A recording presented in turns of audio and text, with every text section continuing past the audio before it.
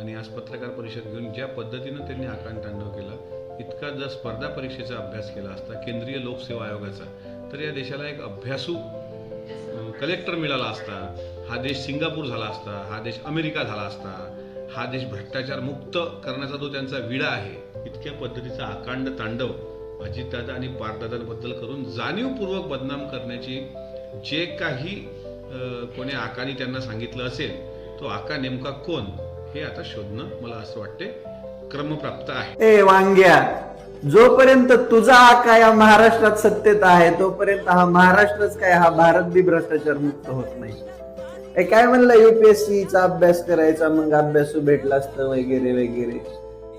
अरे वांग्या, राजकारण काय तुझ्या पप्पाच्या घरचं आहे का रे? फक्त तुम्हीच करायचं आणि प्रश्न विचारायचेच नाहीत कोणीच.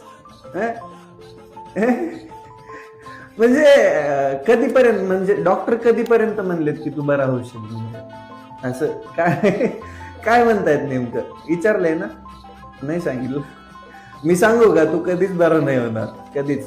अरे बाबा, आपली उंची किती, आपण बोलतो किती, आपलं काय आहे, आपलं जनतेत जनमत किती, हे तरी बघावं की माणसानं.